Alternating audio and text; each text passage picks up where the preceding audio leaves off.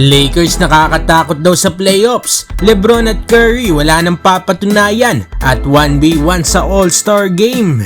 So parang nasunang balita mga idol patungkol sa All-Star Game. Marami na nga disappointed sa nagiging takbo ng All-Star Games. Isa na nga dyan ay ang Slam Dunk Contest na nakakaantok na nga raw panoorin.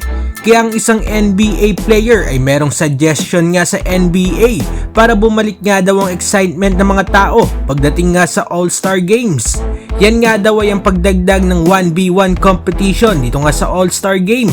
Marami ngang umagri dito kay Jalen Williams at sinabing magandang araw ito para makita nga daw ang husay ng isang player. Agree nga rin ng iba kung ang magiging setup nga ng competition ay posisyon nga sa posisyon. Pero meron din ang hindi agree dito dahil saglit nga lang ang All-Star break at malamang nga ng mga kilalang players nga lang daw ang makakasali dito. Anong masasabi ninyo dito mga idol? Dapat nga bang idagdag sa All-Star Game ang 1v1 competition? At para naman sa sunod na balita ay patungkol kay Stephen Curry at LeBron James.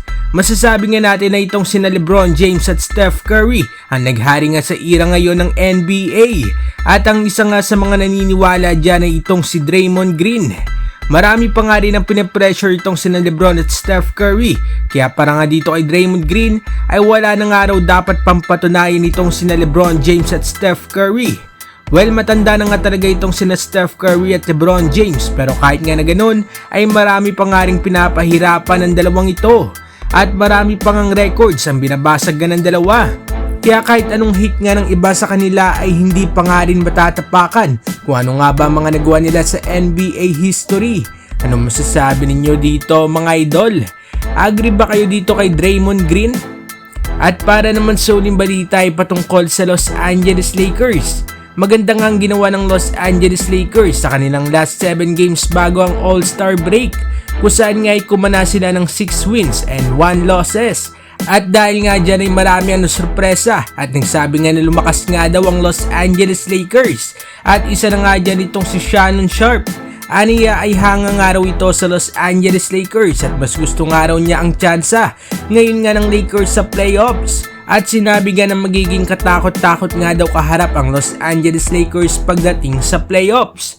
So para nga dito kay Sharpe mga idol ay mas lumakas nga daw itong Los Angeles Lakers at mas gumanda nga ang chances nila sa playoff run this season. Pero hindi pa nga natin talaga masasabi yan dahil malayo-layo pa nga ang playoffs at nasa number 9 pa nga ang Lakers as of now. Anong masasabi ninyo dito mga idol? Agree ba kayo dito kay Shannon Sharpe? Mag-komenta sa baba at ating babasahin yan. Huwag kakalimutan na mag-like and subscribe para sa iba pang balitang NBA. Maraming salamat po.